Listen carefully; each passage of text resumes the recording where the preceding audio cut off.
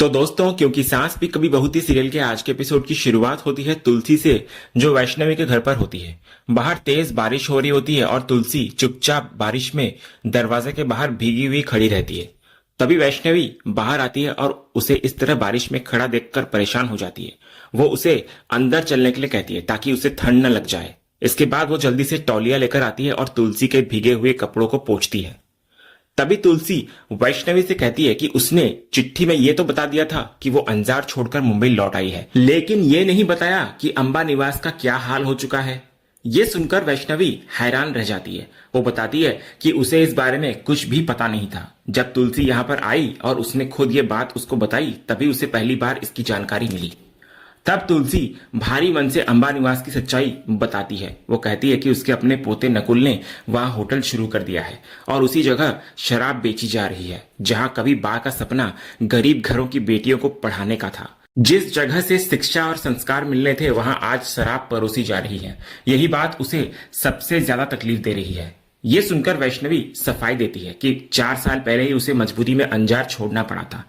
बंदेज का काम लगातार घाटे में जा रहा था, इसलिए उसको मुंबई वापस आना पड़ा। उसके बाद वहां क्या हुआ, इसकी उसे सच में कोई जानकारी नहीं थी। वो तुलसी से इतना कहकर माफी भी मांगती है, लेकिन तुलसी साफ कह देती है कि उससे उसे कोई जवाब नहीं चाहिए। जवाब तो उसे उसी इंसान से चाहिए जिसकी असली जिम्मेदारी थी। इसके बाद कुछ समय बीतता है और तुलसी के बुलाने पर नंदिनी उससे मिलने पहुंचती है। जैसे ही वो तुलसी को देखती है, खुद को संभाल नहीं पाती और उससे लिपट कर फूट फूट कर रोने लगती है। लेकिन तुलसी बिल्कुल शांत खड़ी रहती है और कोई प्रतिक्रिया नहीं देती। इधर नंदिनी रोते हुए कहती है कि वो इतने सालों से इस दिन का इंतजार कर रही थी। अगर तुलसी ने मना नहीं किया होता तो वो उनसे मिलने जरूर रोज आती। पूरे घर को उसकी चिंता थी। सभी यही सोच रहे थे कि वो आखिर कहाँ चली गई। यहां तक कि उसने वैष्णवी से भी पूछा था, लेकिन उसे भी कुछ पता नहीं चला। तब तुलसी नंदिनी से सवाल करती है कि जब उसे उसकी इतनी चिंता थी, तो क्या उसे अपने ही घर में जो कुछ हो रहा है उसकी कोई चिंता नहीं हुई। तो नंदिनी उसकी बात का मतलब पूछती है। तब तुलसी कहती है कि सबसे बड़ा दुख इस बात का है कि शांति निकेतन अब एक नहीं रहा। एक ही आंगन में 2 तुलसी के पौधे, एक ही घर में 2 रसोइयां और एक ही छत के नीचे 2 अलग अलग परिवार बना दिए गए। जिस घर को हमेशा जोड़कर रखा गया, उसी का बंटवारा हो गया। नंदिनी हैरानी से पूछती है कि उन्हें यह सब किसने बताया। तुलसी बताती है कि उसे किसी से सुनने की जरूरत ही नहीं पड़ी, क्योंकि वो खुद शांति निकेतन जाकर सब अपनी आंखों से देख चुकी है। इसके बाद वो नंदिनी को पूरे विस्तार से बताती है कि कैसे वो चुपचाप शांति निकेतन पहुंची और वहां घर का बदला हुआ रूप देखकर अंदर तक टूट गई। फिर तुलसी भावुक होकर कहती है कि 10 साल की सजा उसने इसलिए सह ली थी क्योंकि उसे भरोसा था कि घर संभालने की जिम्मेदारी नंदिनी निभाएगी और शांति निकेतन हमेशा जुड़ा रहेगा। लेकिन जब लौटकर उसने अपना ही घर बटा हुआ देखा, तो वो दर्द उन 10 सालों की सजा से भी ज्यादा बड़ा निकला। इसके बाद तुलसी नंदिनी से जवाब मांगती है। वो पूछती है कि जिस घर की जिम्मेदारी उसे सौंपी गई थी, वो आखिर बिखर कैसे गया। इतना ही नहीं, अंबा निवास जैसी पवित्र जगह का भी रूप बदल गया, जहां आज बा के सपनों की जगह शराब का कारोबार चल रहा है। ये सब सुनकर नंदिनी टूट जाती है। वो बताती है कि पार्थ और रियो के जाने के बाद करण ने अंबा निवास का नाम तक लेना बंद कर दिया था, क्योंकि वो जगह तुलसी से जुड़ी हुई थी। दूसरी तरफ गौतम ने जो उसे सही लगा वही फैसला किया। उसे ये बिल्कुल भी अंदाजा नहीं था कि वहां होटल शुरू किया जाएगा।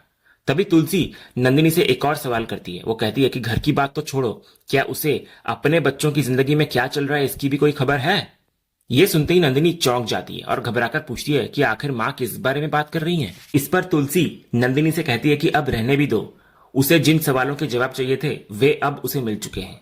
वो कहती है कि वो समझ चुकी है कि इन 10 सालों में नंदिनी ने भी अपने हिस्से की बहुत बड़ी लड़ाई लड़ी है, क्योंकि एक औरत अपने रिश्तों को बचाते बचाते कितने दर्द सहती है, वो ये अच्छी तरह जानती है। लेकिन अगर उस संघर्ष का नतीजा शांति निकेतन का बिखरना, टूटना या बट जाना हो, तो वो उसे कभी स्वीकार नहीं कर सकती। ये सुनकर नंदिनी फूट फूट कर रोने लगती है। वो कहती है कि आखिर वो करती भी तो क्या। इतने सालों से एक ही बात उसे हर पल अंदर से तोड़ रही थी कि जेल में तुलसी नहीं बल्कि उससे होना चाहिए था। सलाखों के पीछे रहने की असली हकदार वही थी। सबसे बड़ा दर्द उसे इस बात का है कि करण आज तुलसी से जितनी नफरत करता है, उसकी वजह भी वही है। खुद को वो तुलसी का सबसे बड़ा गुनहगार मानती है। तब तुलसी उसको समझाती है कि असली गुनहगार कोई इंसान नहीं बल्कि वक्त है। जिस बेटे को उसने प्यार और रिश्तों की कीमत सिखाई, वही आज उससे नफरत करता है। जिस घर को उसने पूरी जिंदगी जोड़कर रखा, आज उसी घर में उसे आने से रोका जा रहा है। लेकिन वो साफ कह देती है कि अब ऐसा नहीं होगा। इसके बाद तुलसी पूरे विश्वास के साथ बोलती है कि वो शांति निकेतन जरूर लौटेगी। अगर बात सिर्फ उसकी होती तो शायद वो हमेशा के लिए दूर चली जाती, लेकिन शांति निकेतन सिर्फ एक घर नहीं बल्कि कई पीढ़ियों की मेहनत और त्याग की निशानी है। इस परिवार को बनाने में न जाने कितने लोगों ने अपनी पूरी जिंदगी लगा दी थी और वो उस विरासत को यूं बिखरने नहीं देगी। अब वो शांति निकेतन को और टूटने नहीं देगी। इधर नंदिनी हाथ जोड़कर बार बार माफी मांगती है। वो कहती है कि उसे समझ नहीं आता कि किस बात की माफी वो मांगे, क्योंकि सब कुछ उसकी आंखों के सामने बिखर गया। उसने रिश्तों को संभालने की बहुत कोशिश करी लेकिन वो सफल नहीं हो सकी। तो तब तुलसी बोलती है कि उसे नंदिनी से अब कोई शिकायत नहीं है। वो कहती है कि आगे जो भी होगा और जितनी भी बातें होंगी अब सब शांति निकेतन में ही होंगी। इतना बोलकर वो नंदिनी को वापस जाने के लिए कहती है और साफ कर देती है कि अगली मुलाकात अब शांति निकेतन में होगी। अगले सीन में हम देखते हैं कि समायरा शांति निकेतन में खड़ी होकर फोन पर देविका से बात कर रही होती है। वो काफी खुश नजर आती है और बड़े उत्साह के साथ उससे कहती है कि ये तो बहुत अच्छी खबर है। फिर वो पूछती है कि वो और साहिल चाचू आखिर मुंबई कब तक पहुंच रहे हैं। तभी उधर से कुछ कोई पूछता है तो समायरा कहती है कि इसमें पूछने वाली कोई बात ही नहीं है, वे लोग यहीं शांति निकेतन में ही रहेंगे। आखिर में वो बड़े प्यार से ओके सी यू डार्लिंग कहकर फोन रख देती है। लेकिन जैसे ही वो फोन रखती है पीछे से आ रहा करण उसकी आखिरी बात सुन लेता है। डार्लिंग शब्द सुनते ही वो तुरंत समायरा के पास आता है और उससे पूछता है कि वो किससे बात कर रही थी और आखिर किसे डार्लिंग कह रही थी। इस पर समायरा बिना घबराए बताती है कि वो देविका थी, यानी साहिल चाचू की बेटी।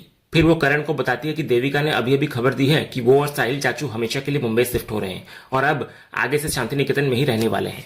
ये सुनते ही करण खुश हो जाता है। तभी समायरा पूछती है कि वे लोग घर के किस हिस्से में रहेंगे। तो करण बिना देर किए कहता है कि इसमें सोचने वाली कोई बात ही नहीं है, वे लोग उन्हीं के हिस्से में और उन्हीं के साथ रहेंगे। इसी बीच गरिमा जल्दी जल्दी फोन पर बात करते हुए वहां पहुंचती है। वो जल्दबाजी में समायरा को जल्दी चलने के लिए कहती है, लेकिन बात पूरी करने से पहले ही करण पूछ बैठता है कि आखिर इतनी जल्दी किस बात की है। तो इस पर गरिमा तुरंत झूठ बोलती है। वो कहती है कि उसने इकोनॉमिक्स की कोचिंग ज्वाइन की है और आज रजिस्ट्रेशन का पहला दिन है, इसलिए देर नहीं करना चाहती वो। तो करण उसकी बात सुनकर खुश होता है और कहता है कि बच्चों में वो यही अनुशासन देखना चाहता है ताकि यही आदत आगे चलकर उनकी पहचान बने। तभी वहां रौनक भी आ जाता है। वो करण से कहता है कि एक बार ये भी देख लेना चाहिए कि दोनों सच में क्लास के लिए जा भी रही हैं या नहीं। वो इशारों में करण को उनके फोन चेक करने की बात भी कहता है, लेकिन इससे पहले कि करण कुछ कहे गरिमा खुद आगे बढ़कर अपना और समायरा का फोन उसके हाथ में दे देती है। करण कुछ पल फोन हाथ में रखता है लेकिन फिर रौनक से कहता है कि रिश्ते भरोसे से चलते हैं। उसे अपनी बेटियों पर पूरा विश्वास है और उसे यकीन है कि वे कभी कोई गलत काम नहीं करेंगी। इतना बोलकर वो दोनों के फोन बिना देखे ही वापस उनको लौटा देता है। इसके बाद गरिमा बड़ी ही चालाकी से करण के सामने ऑटो न मिलने की बात छेड़ दी है। फिर ऐसे पूछती है जैसे मजबूरी में पूछ रही हो कि अगर कार मिल जाए तो अच्छा रहेगा, वरना वे ऑटो से ही चली जाएंगी। तो करण तुरंत उनको कार ले जाने की परमिशन दे देता है ताकि पहले दिन उन्हें लेट ना हो। इसके बाद गरिमा रजिस्ट्रेशन फीस की बात भी छेड़ती है। वो बताती है कि 5,000 रुपए देने हैं और उसने बोल दिया है कि वो कल देगी। लेकिन करण उसी समय पैसे निकालकर उनके हाथ में रखता है। वो कहता है कि जब तक वो है पढ़ाई के लिए कभी किसी चीज की चिंता करने की जरूरत नहीं है। तो गरिमा धन्यवाद करती है और समायरा को लेकर वहां से निकल जाती है। लेकिन जैसे ही दोनों घर से बाहर आती हैं, समायरा गरिमा की चालाकी की तारीफ करती है। तो गरिमा मुस्कुराकर बोलती है कि कभी कभी थोड़ा दिमाग लगाना पड़ता है, तभी जिंदगी आसान बनती है। वो कहती है कि आज तो उन्हें गाड़ी भी मिल गई, पैसे भी मिल गए, तो अब शॉपिंग और कॉफी का भी इंतजाम हो गया। आखिर में दोनों हंसते हुए कहती है कि रौनक को अब भी यही लगता है कि उनके पास सिर्फ वही फोन है, जबकि असल खेल तो उनके दूसरे छिपे हुए सीक्रेट फोन से चल रहा है। तो दोस्तों, दूसरी तरफ हम देखते हैं कि वैष्णवी तुलसी से कहती है आकर कि वो बाहर कपड़े सुखाकर आती है। इतना बोलकर वो एक तरफ चली जाती है, लेकिन वहां पहुंचकर चुपके से किसी को फोन लगाती है। फोन पर वो सामने वाले से कहती है कि अभी बिल्कुल मत आना क्योंकि काकी घर पर है। फिर वो कहती है कि उसे थोड़ा समय दिया जाए। वो कोई बहाना बनाकर करीब 15 मिनट में खुद वहां पहुंच जाएगी। उसी समय तेज हवा के कारण खिड़की बार बार आवाज करने लगती है, तो तुलसी उसको बंद करने के लिए वहां पहुंचती है। संयोग से वैष्णवी भी उसी खिड़की के पास खड़ी होकर फोन पर बातें कर रही होती है, लेकिन उसको बिल्कुल अंदाजा नहीं होता कि तुलसी उसकी सारी बातें सुन चुकी है। वैष्णवी फोन रखती है और फिर तुलसी के पास आकर बोलती है कि उसको अचानक एक जरूरी काम आ गया है, इसलिए उसे थोड़ी देर के लिए बाहर जाना पड़ेगा। तुलसी को हैरानी होती है, तो वो पूछती है वैष्णवी से कि आज तो उसका कोई काम तय नहीं था। इस पर वैष्णवी बहाना बनाते हुए कहते हैं कि एक ट्यूशन की नई इंक्वायरी आई है, 4th क्लास के एक बच्चे के बारे में बात करनी है, इसलिए उसे अभी जाना जरूरी है। वो तुलसी को चिंता न करने के लिए कहती है और थोड़ी देर में लौटने का भरोसा देकर वहां से निकल जाती है।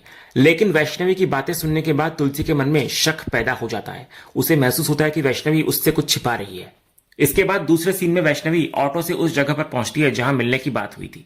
वो अंदर चली जाती है, लेकिन उसे पता नहीं होता कि तुलसी भी उसका पीछा करते हुए वहां पहुंच चुकी है। इसके बाद वहां पहुंचकर तुलसी देखती है कि वैष्णवी किसी आदमी से बात कर रही है। हालांकि वो व्यक्ति दूसरी तरफ मुंह किए खड़ा होता है, इसलिए तुलसी उसका चेहरा देख नहीं पाती। ये देखकर तुलसी सोच में पड़ जाती है। वो मन ही मन सोचती है कि आखिर वैष्णवी ने उससे झूठ क्यों बोला और वो किससे मिलने आई है। उधर दूसरी तरफ शांति निकेतन में नंदिनी रसोई में काम करते हुए बार बार तुलसी की कही हुई बातें याद कर रही होती है। इतने में शोभा किसी से फोन पर बात करते हुए अपनी मां के बारे में पूछताछ कर रही होती है कि कुछ पता चला। तो ये सुनकर नंदिनी तुरंत शोभा से पूछती है कि क्या मां के बारे में कोई खबर मिली। फिर वो कहती है कि अब उन्हें जल्द से जल्द घर वापस ले आना चाहिए। नंदिनी की ये बात सुनकर शोभा हैरान नजर आती है। वो कहती है कि उसे तो लगा था कि करण की तरह नंदिनी भी नहीं चाहेंगी कि मां दोबारा इस घर में आए। ये सुनते ही नंदिनी चुप हो जाती है और थोड़ा उदास भी हो जाती है। तो शोभा फिर समझाती है कि वो नंदिनी का दर्द समझती है। उसने अपना बेटा खोया है और एक मां के लिए इससे बड़ा दुख कुछ नहीं होता। लेकिन आखिर तुलसी भी उसकी मां है, इसलिए वो उन्हें वापस घर लाना चाहती है। तभी वहां समायरा आ जाती है। तो समायरा को देखते ही नंदिनी तुरंत अपना व्यवहार बदल लेती है। वो जानबूझकर शोभा से सख्ती से बात करती है और कहती है कि उसे इस बात से कोई फर्क नहीं पड़ता कि तुलसी वापस आए या नहीं। नंदिनी की बदली हुई आवाज सुनकर समायरा उससे पूछती है, क्या सब ठीक है? तो नंदिनी खुद को सामान्य दिखाते हुए कहती है कि सब ठीक है, और इतना कहकर वो वहां से चली जाती है। नंदिनी का यह बदला हुआ बर्ताव देखकर शोभा भी हैरान नजर आती है। इसके बाद समायरा शोभा से पूछती है कि क्या उसे उसकी मां से कोई परेशानी है। इस पर शोभा बोलती है उसे नंदिनी से नहीं बल्कि इस घर के बीच खिंची हुई उस लकीर से परेशानी है जिसने पूरे परिवार को अलग कर दिया। लेकिन समायरा तुरंत उसको जवाब देती है कि वो इस घर में मेहमान बनकर आई हैं, इसलिए बेहतर होगा कि मेहमान की तरह ही रहे। इससे पहले कि शोभा कुछ कह पाती, तभी इतने में नकुल घबराया हुआ जोर जोर से गौतम और दामिनी को आवाज लगाते हुए घर में प्रवेश करता है। दामिनी दौड़कर उसके पास पहुंचती है और पूछती है कि आखिर हुआ क्या है। लेकिन नकुल बार बार यही कहता है कि पहले डैड को बुलाइए। इसके बाद दामिनी गौतम को वहां लेकर आती है। गौतम तुरंत नकुल से वजह पूछता है तो नकुल घबराई हुई आवाज में कहने लगता है कि उनके होटल पर बहुत बड़ी मुसीबत आ गई है। जिस होटल को उन्होंने शुरू किया था वो अचानक बंद हो गया है। यह सुनकर गौतम और दामिनी दोनों के चेहरे का रंग उड़ जाता है। नकुल उसके हाथ में सरकारी नोटिस देता है और कहता है कि जिस हेरिटेज प्रॉपर्टी पर होटल बनाया गया था उस पर रातों रात स्टे ऑर्डर लग गया है। गौतम नोटिस को पढ़ता है, जबकि नकुल लगातार कहने लगता है कि होटल पूरी तरह बुक्ड है, सभी कमरे मेहमानों से भरे हुए हैं। अब न सिर्फ सभी को पैसे वापस करने पड़ेंगे बल्कि स्टाफ और पूरे कारोबार पर भी बड़ा संकट आ जाएगा। इससे उन्हें भारी लॉस होने वाला है। नोटिस पढ़ने के बाद गौतम भी हैरान नजर आता है। वो समझ नहीं पाता कि अचानक ऐसा कैसे हो गया। फिर उसको शक होने लगता है कि जरूर किसी ने कंप्लेंट की होगी, लेकिन आखिर ऐसा कौन कर सकता है। दामिनी भी हैरानी से यही सवाल करती है कि आखिर उनके खिलाफ कंप्लेंट करेगा कौन। तभी गौतम गुस्से के मारे करण वाले हिस्से की तरफ देखता है। उसी तरफ समायरा खड़ी होती है। गौतम की नजर अपनी तरफ पड़ते ही समायरा बिना कुछ बोले अंदर चली जाती है। तो दोस्तों अगले सीन में हम देखते हैं कि वैष्णवी वापस घर लौटती है। उसको देखते ही तुलसी उससे पूछती है कि जिस ट्यूशन के लिए वो बाहर गई थी क्या वहां की बात बन गई। इस पर वैष्णवी कहती है कि उसकी बच्चे के माता पिता से मुलाकात हो गई है, अभी उन्होंने कोई अंतिम फैसला नहीं किया है, वो बाद में फोन करके बताएंगे कि ट्यूशन कब से शुरू करनी है। तब तुलसी फिर उससे पूछती है कि मिलने में काफी समय लग गया। साथ ही वो ये भी जानना चाह रही होती है कि आखिर मिलने के लिए वो कहां पर गई थी। वैष्णवी बिना घबराहट दिखाए जवाब देती है कि वो सांता क्रूज की एक बिल्डिंग में गई थी। इसके बाद वो तुरंत बात को पलटते हुए कहती है कि वो उनके लिए चाय बनाकर लाती है। लेकिन तुलसी इधर उसकी तरफ गौर से देखती रहती है। मन ही मन उसको याद आने लगता है कि वैष्णवी किसी लड़के से मिलने गई थी। वो सोचती है कि आखिर वो है कौन और वैष्णवी उससे मिलने की बात उससे क्यों छिपा रही है। हालांकि तुलसी ये भी मानती है कि हर इंसान को अपनी लाइफ दोबारा शुरू करने का पूरा हक होता है। कुछ देर बाद तुलसी खुद वैष्णवी के पास जाकर खड़ी हो जाती है और उससे पूछती है कि क्या सब कुछ अकेले संभालना आसान होता है। तो वैष्णवी बात को हल्का करते हुए कहती है कि उसे कोई परेशानी नहीं होती और सब ठीक चल रहा है। लेकिन तुलसी उसकी बात नहीं मानती। वो समझाती है कि अकेले जिंदगी संभालना आसान नहीं होता, ऊपर से समाज भी एक अकेली औरत की जिंदगी को कभी आसान नहीं बनने देता। फिर वो प्यार से कहती है कि अभी उसकी उम्र ही क्या है, अगर उसे कोई अच्छा जीवन साथी मिल जाए तो आगे की लाइफ कम से कम किसी अपने के सहारे सुकून से वो गुजार सकती है। इसके बाद तुलसी सीधे उससे पूछती है कि इतने सालों में क्या उसकी लाइफ में कोई ऐसा इंसान आया है। ये सवाल सुनते ही वैष्णवी थोड़ा असहज हो जाती है। वो तुरंत कहती है कि उसने इस बारे में कभी सोचा भी नहीं। फिर वो बिना जवाब दिए बात को बदलने की कोशिश करती है और तुलसी को पूछती है कि चाय में कितनी चीनी डालनी है। तो तुलसी मुस्कुराकर बोलती है कि जितनी वो हर रोज डालती है उतनी ही डाल दे। लेकिन मन ही मन तुलसी अब समझ चुकी होती है। वो सोचती है कि जब वैष्णवी को सही लगेगा तब वो खुद सब कुछ बता देगी। उसे इस बात से कोई परेशानी नहीं कि वैष्णवी अपनी लाइफ में आगे बढ़ना चाहती है, बल्कि उसको लगता है कि इतना कुछ सहने के बाद उसे खुश रहने का पूरा अधिकार है। तुलसी मन ही मन दुआ करती है कि अगर वैष्णवी की जिंदगी में कोई आए तो वो सच्चा, ईमानदार और नेक इंसान हो, क्योंकि पार्थ के साथ उसने पहले ही बहुत दर्द झेला है और अब वो नहीं चाहती कि उसकी लाइफ में दोबारा कोई ऐसा मोड़ आए जहां उसे फिर से तकलीफ सहनी पड़े। इसी भावुक और उम्मीद से भरे सीन के साथ आज का यह एपिसोड यहीं पर खत्म होता है। तो दोस्तों, आज के एपिसोड पर आपकी क्या राय है? अपनी राय हमें कमेंट करके जरूर बताइए। अगर आप क्योंकि सास भी कभी बहू थी की हर नई अपडेट सबसे पहले देखना चाहते हैं तो हमारे चैनल को सब्सक्राइब करें और बेल आइकन को भी जरूर ऑन कर लें, ताकि आने वाली कोई भी वीडियो आपसे मिस ना हो। फिलहाल आज के लिए बस इतना ही। हम फिर मिलेंगे अगले एपिसोड की एक और शानदार अपडेट के साथ। तब तक के लिए धन्यवाद।